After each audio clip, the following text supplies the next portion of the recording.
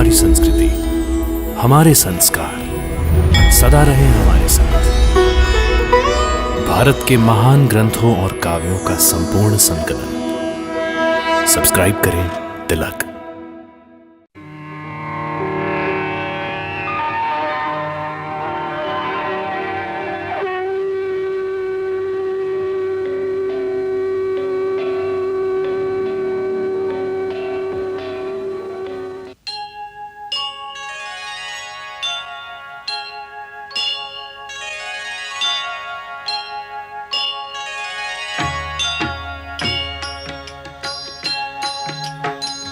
सीताराम चरित अति पावन, मधुर सरस अरु अति मन भावन।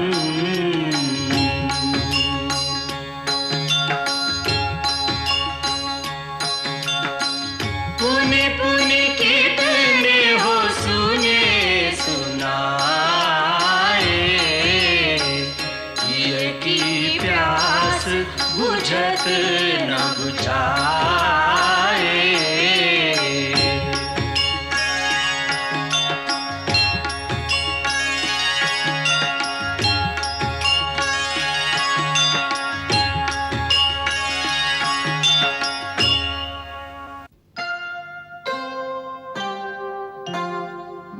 राम लखन सिया भ्रमत अरण्य, राम लखन सिया भ्रमत अरण्य। करत फिरत मुनियन को धन्य, करत फिरत मुनियन को धन्य। राम लखन सिया भ्रमत अरण्य, राम लखन सिया भ्रमत अरण्य।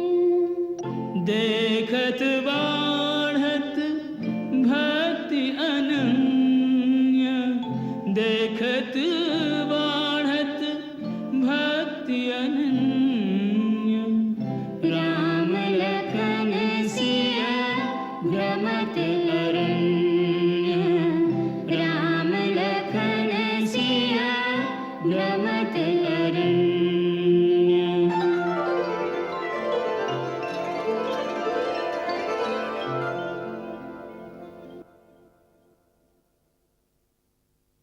उर्मिला,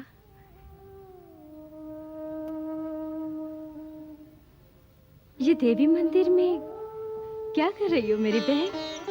कुछ नहीं दीदी, उनकी याद का दीपक जला लिया है। लोग हृदय की अग्नि को आंसू से बुझा लेते हैं, परंतु मेरे लिए आंसू बहाना मना कर गए हैं ना, इसलिए अग्नि से ही अग्नि का उपचार कर रही हूँ। उर्मिला, मेरी बहन,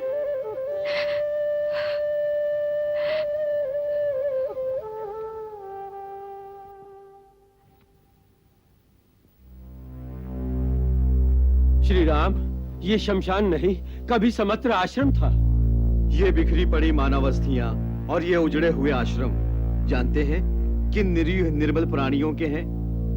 वानप्रस्थ आश्रम में पालन करने वाले महात्माओं के, वीतरागी ब्राह्मणों के, जन सेवा में जीवन व्यतीत करने का व्रत लेकर आए हुए संत जनों के, ऋषियों, मुनियों और तापस जीवन व्यतीत करने वाले साधु जनों के। मानवता की ऐसी जघन्य हत्या करने वाले आतताई कौन है? हे सर्वज्ञ, सब कुछ जानकर भी अनजान बनकर पूछ रहे हैं। जिन अत्याचारी अत्याचारियों के त्रास से उद्धार पाने के लिए महर्षि विश्वामित्र आपको अयोध्या से ले गए थे, उन्हीं दुष्ट दानवों और असुर शक्तियों ने इन निर्दोष प्राणियों का संहार किया।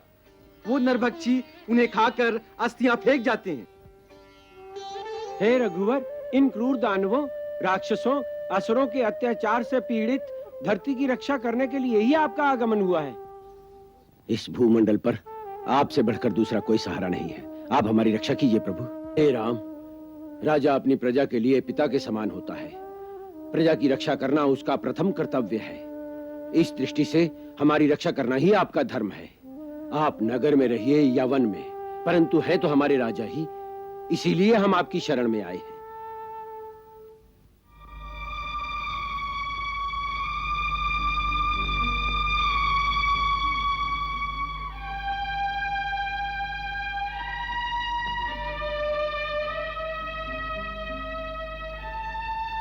हे मुनिजनों, तपस्वी साधु महात्माओं, मेरा वनागमन आपकी सेवा का साधन बन जाए, ये मेरा परम सौभाग्य है। आज मैं, दशरथ पुत्र राम और मेरा अनुज लक्ष्मण, आप समस्त मुनिजनों तपस्वियों के समक्ष ये वचन देते हैं कि हम इन आतताई और आसुरी शक्तियों का नाश करेंगे और इस दंडकारण्य की धरती को राक्षसों से विहीन कर देंगे। मैं अपने धनुष की शपथ लेकर यह प्रण करता हूं। सब असुरन के नाम के धरी तरकस में तीर, नई दिशा में पग धरो कर्मवीर रघुवीर।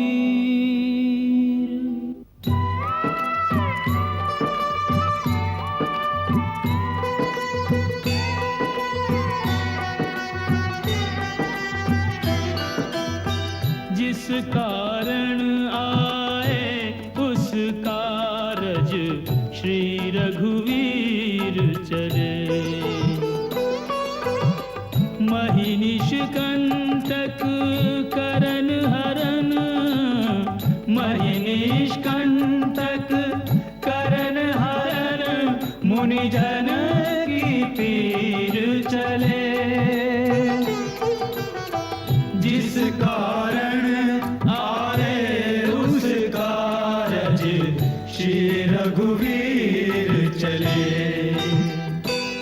ओम भूर्भुवस्सुवः तत्सवितुर्वरेण्यं भर्गो देवस्य धीमहि धियो यो नः प्रचोदयात्। स्वाहा स्वाहा ॐ स्वाहा स्वाहा।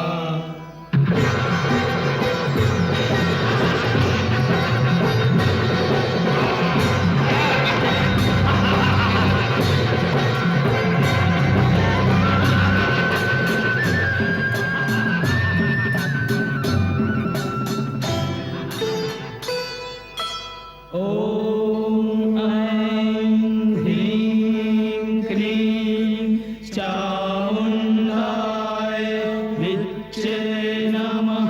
स्वाहा स्वाहा ॐ स्वाहा स्वाहा।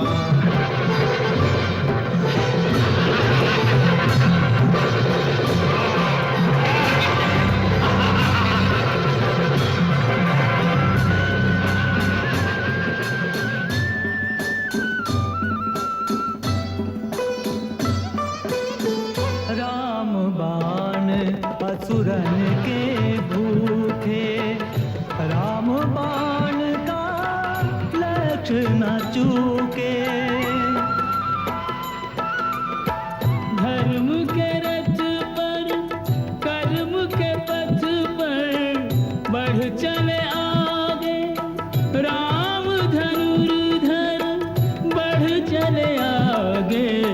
राम धनुर्धर अत्याचारी असुरों पर, अत्याचारी असुरों पर रघुवर के तीर चले।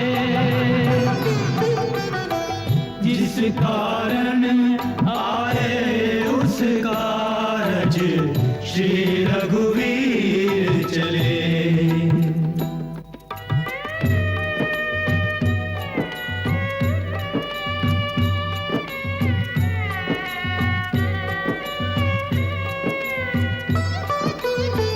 भरत राज सेवा में लागे, और मिल दीव जला कर जागे। मात कौशल्या खड़ी झरोके, सुत आवन का पथ अवलोके। पल छिन गिन गिन रास्ता देखा, पर नहीं घटी प्रतीक्षा रेखा, पर नहीं घटी प्रतीक्षा रेखा।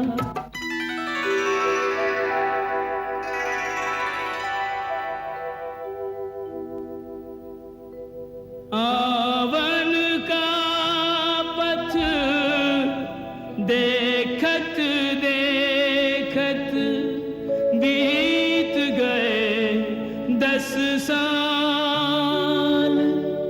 अखियां सूनी जीवन सूना, श्वेत भय सब बाल।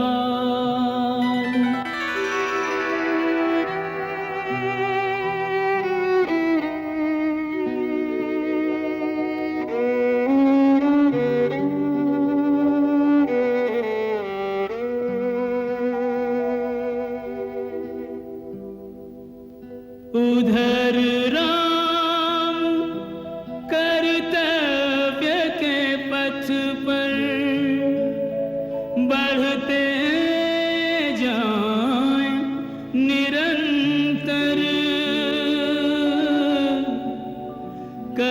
कर्मवीर के लिए नहीं कुछ हर्ष विषाद में अंतर।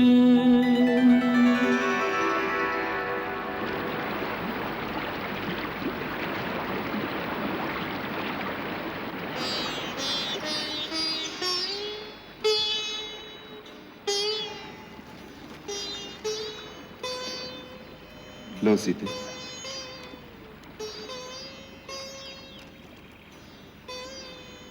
लो लक्ष्मण, बैठो।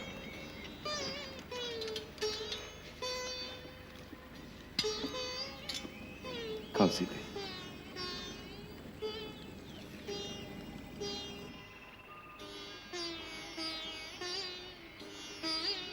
भैया। हाँ लक्ष्मण। वन में हमें घूमते घूमते 10 वर्ष हो गए। इन वर्षों में हम कई संत महात्माओं को मिले। इन सबके तो नाम भी याद नहीं रहेंगे। लक्ष्मण, केवल नामों की सूची याद रखने से क्या लाभ? नाम तो केवल एक बाहरी पहचान के लिए होता है। उनके आंतरिक गुणों को ही याद रखना चाहिए।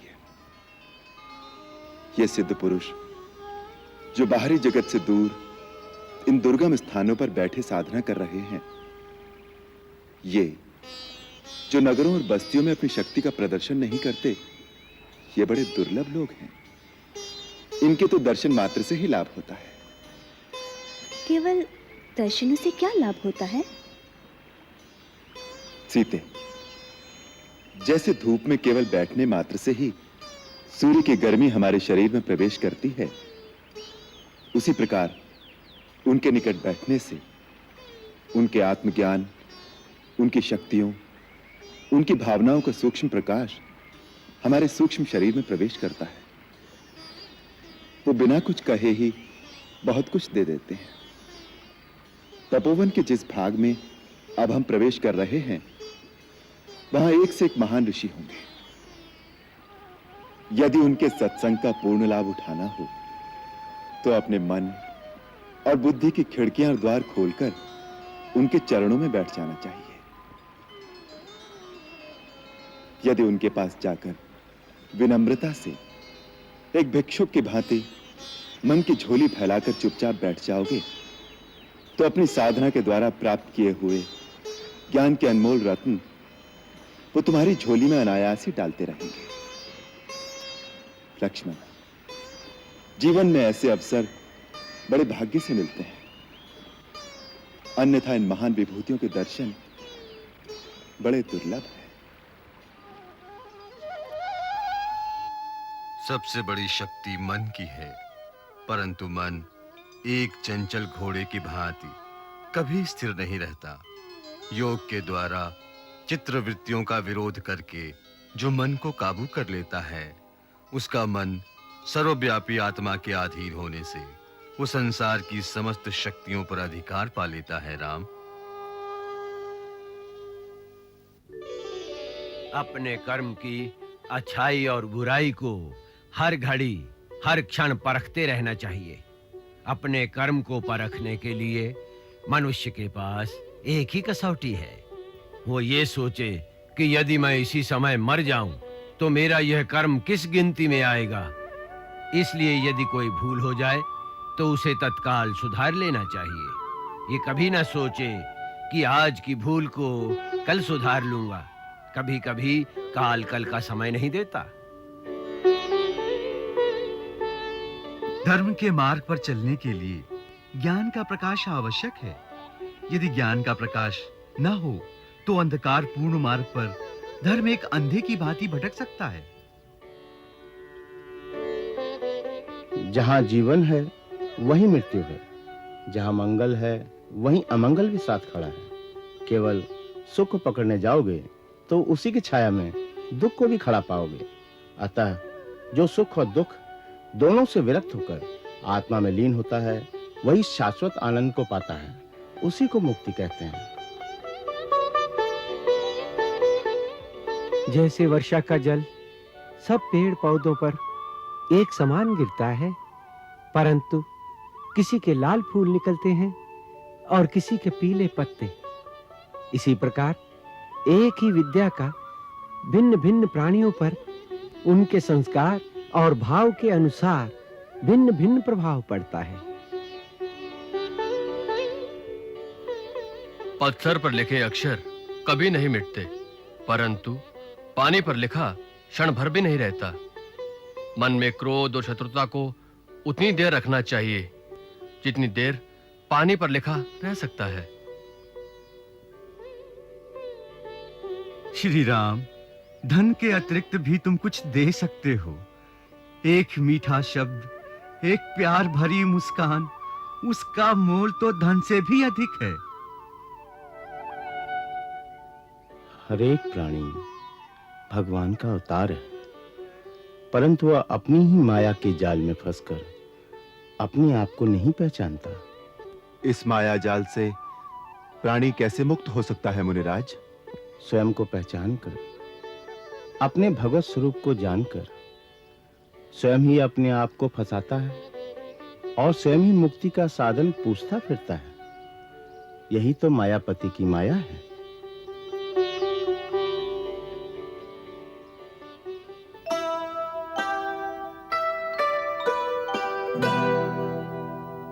मुनि सुतीक्ष्ण की भक्ति न्यारी,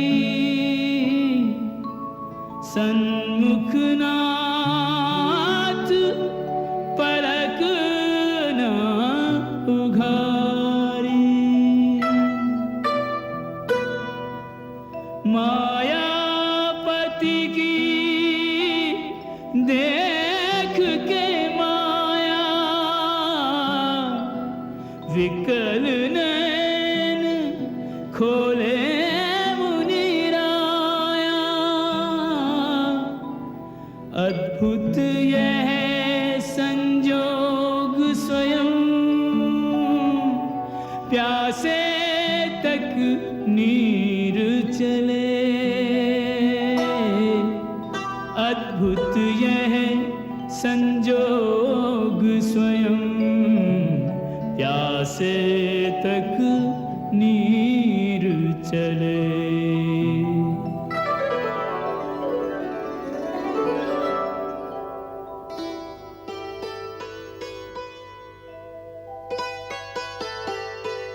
मुनिवर सुतीक्ष्ण, मैं दशरथ पुत्र राम आपको प्रणाम करता हूं।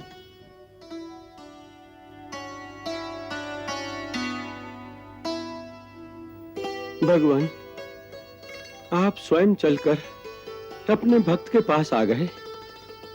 कब से जिन श्री चरणों को हृदय पटल पर बिठाए बाट निहार रहा हूं, आज उन्हें साक्षात प्रणाम करने का अवसर आपने दे दिया।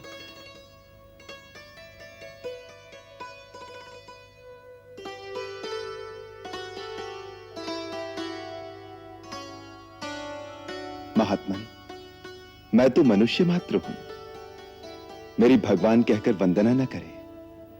राम, ऋग्वेद कहता है, एकम सत्य विप्रा बहुदम वदंती। सत्य एक है, परंतु ज्ञानी जन उसे विभिन्न नामों से पुकारते हैं। अर्थात ईश्वर ही सत्य है, जो विभिन्न रूपों में प्रदर्शित होता है। इस अनेकता में एकात्मकता के कारण यदि मुझे आपका रूप भी वही दिखता है जो भगवान विष्णु या शिव का है, तो इसमें आश्चर्य क्या है? इसीलिए मैं आपकी वंदना करता हूं। आप उस अवस्था में पहुंच चुके हैं जहां आपको प्राणी मात्र में भगवान का ही रूप दिखाई दे रहा है, इसीलिए आप ऐसा कहते हैं। पर इस समय मैं अपने कर्तव्य का मार्गदर्शन और आपका आशीर्वाद पाने की आकांक्षा से आपके श्री चरणों में आया हूं। ठीक है, आप इस समय मानवीय लीला करना चाहते हैं तो ऐसा ही सही। भगवान, आपने जो अपना लक्ष्य निर्धारित किया है, वो कर्तव्य आप कई वर्षों से निभा रहे हैं। आपके इस कर्म रूपी यज्ञ की पूर्ण सफलता के लिए मेरे गुरुदेव भगवान अगस्त्य ही आपको आशीर्वाद दे सकते हैं। आप उनके दर्शन करें। कई वर्षों से मन में साध है कि महर्षि अगस्त्य जी के दर्शन करूं। अब आप ही कृपा करके उन तक पहुंचने का मार्ग बता दें तो हम कृतार्थ हो जाएं। अच्छा,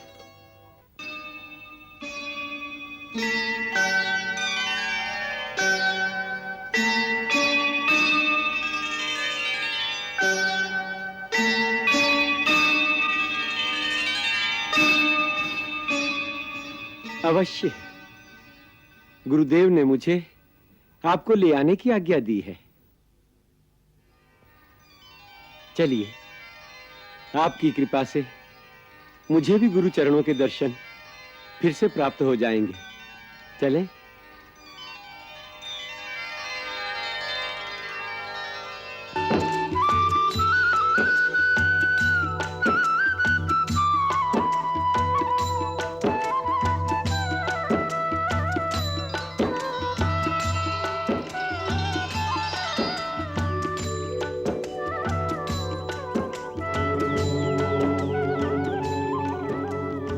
प्रभु, यही गुरुदेव का आश्रम है।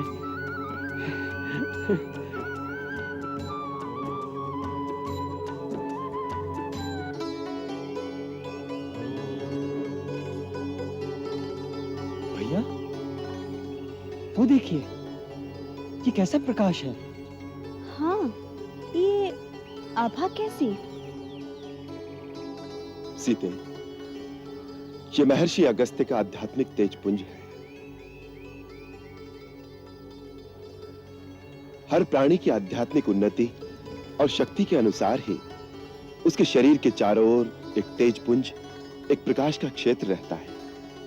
जितनी शक्ति अधिक होगी, प्रकाश का क्षेत्र भी उतना ही बड़ा होगा। महर्षि अगस्त्य अपने पराक्रम और अपनी शक्ति में अपने आराध्य और गुरु भगवान शिव के ही समान है। एक बार देवताओं के कार्य में सहायता के लिए महर्षि अगस्त्य ने पृथ्वी के 7 समुद्र अपनी अंजुली में भरकर पी लिए थे। भगवान अगस्त्य सारे दानव समुद्र में छिपे हुए हैं, जहां से वो जब चाहें निकलकर देवलोक पर आक्रमण करते रहेंगे। जब तक उनका संहार नहीं किया जाएगा, देवलोक सुरक्षित नहीं रह सकता। यदि आप थोड़ी देर के लिए समुद्र का पानी हटा सकें, तो हम उन दानवों का अवश्य ही नाश कर देंगे। आप ही ऐसा करने में समर्थ हैं। हम आपकी शरण में आए हैं, हमारी सहायता कीजिए प्रभु। तथास्तु।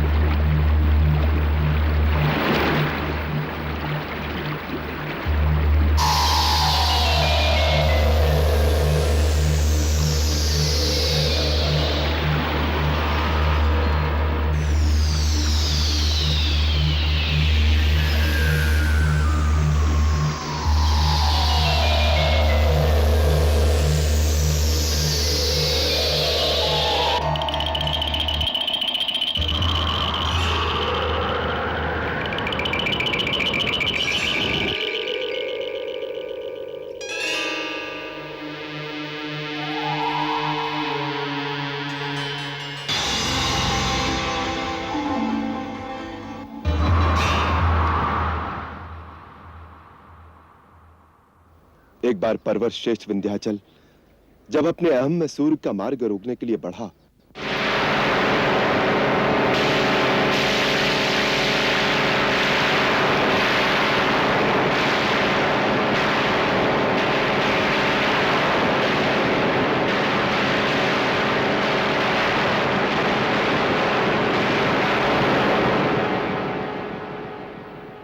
तो महर्षि अगस्त्य ने अपने चरणों से उसे दबाकर उसकी उद्दंडता को वहीं रोक दिया था। तभी से वह निरंतर उनके आदेश का पालन कर रहा है। इसी कारण उन्हें अगस्त्य कहते हैं। अगम पर्वतम स्तंभयति इति अगस्त्य। जो अग अर्थात पर्वत को स्तंभित कर दे वही अगस्त्य है। अच्छा? हाँ, एक बार भगवान शिव का विवाह देखने के लिए जब सारी शक्तियां और समस्त जीव राशियां उत्तर में चली गईं, तो कहते हैं भूमि का संतुलन डोल गया।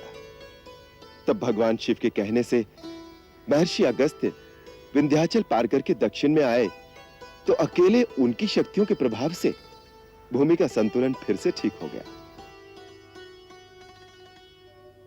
इसीलिए कहा जाता है कि यदि उत्तरी भाग का समस्त आध्यात्म बल और ज्ञान एक पलड़े में रखा जाए तथा दूसरे पलड़े में अकेले महर्षि अगस्त्य बैठ जाए, तो दक्षिण का पलड़ा भारी होगा।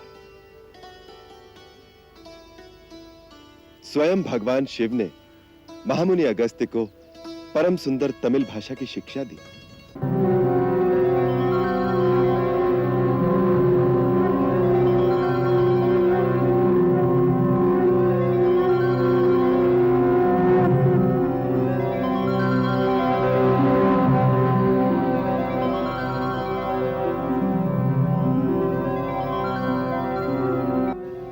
महामुनि अगस्त्य ने अपनी मेधा शक्ति के प्रयोग से तमिल को व्याकरणबद्ध करके संसार की श्रेष्ठ भाषा बना दिया। इस संसार को उनकी उत्तम देन तमिल भाषा है, जिसमें उन्होंने समस्त ज्ञान समो दिया। इसी प्रकार ये भगवान अगस्त्य ही ब्रह्मलोक से कावेरी नदी को कमंडलों में भरकर ले आए थे, जो आज समस्त प्राणियों के उद्धार के लिए गंगा समान ही बह रही है। हे प्रभु, भगवान शिव ने मुझे इस देश में भेजा है। वहां हमें गंगा और यमुना जैसी महान और पवित्र नदी की आवश्यकता है। आप सदा अपने भक्तों पर अनुग्रह करते हैं, इसीलिए हमारी प्रार्थना स्वीकार करें। तथास्तु महात्मा अगस्त्य। लोक कल्याण के निमित्त तुमने जो प्रार्थना की है उसे हम स्वीकार करते हैं। परम पवित्र और तीनों लोकों का कल्याण करने वाली कावेरी हम तुम्हें प्रदान करते हैं।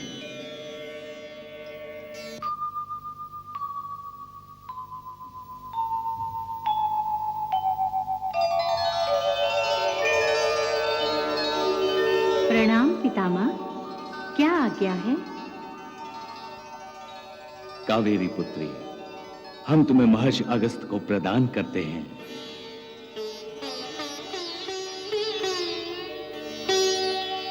अपने उत्तम जल से दक्षिण को पवित्र और समृद्ध बनाओ। जहां जहां होकर तुम्हारी निर्मल जलधारा बहेगी, वो प्रदेश तीनों काल में सदा हरा भरा और समृद्ध बना रहेगा। यह हमारा आशीर्वाद है। माते, आप मेरे कमंडल में विराजमान हो जाइए, जिससे मैं आपको धरती पे ले जा सकूं।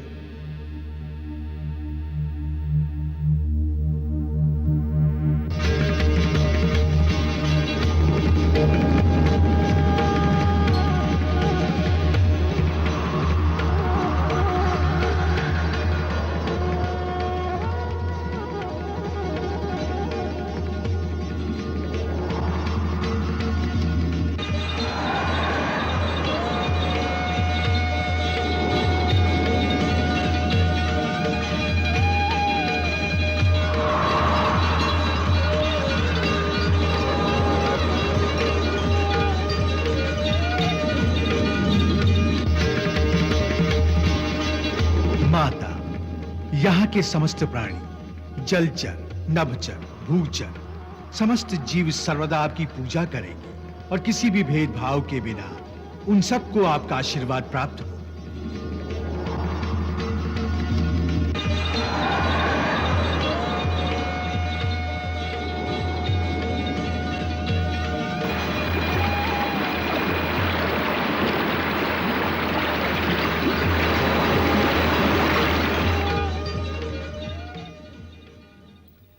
हमारे गुरुदेव के आश्रम में कोई झूठ बोलने वाला, क्रूर, शठ अथवा पापाचारी मनुष्य जीवित ही नहीं रह सकता।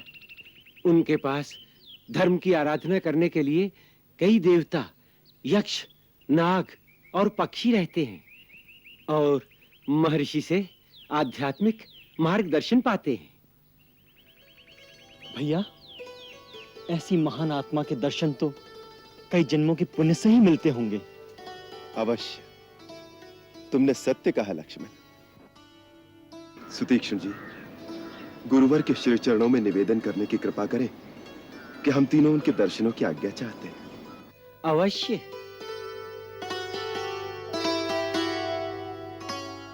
मंगल भवन अमंगल हारी, जब हो सुदशरथ अजिर बिहारी।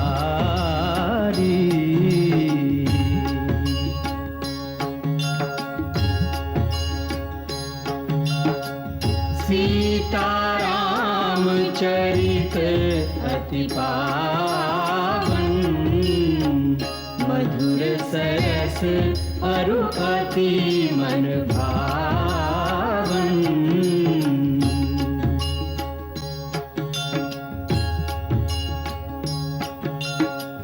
पुनि पुनि कितने हो सुने सुनाए, हिय की प्यास बुझत न बुझ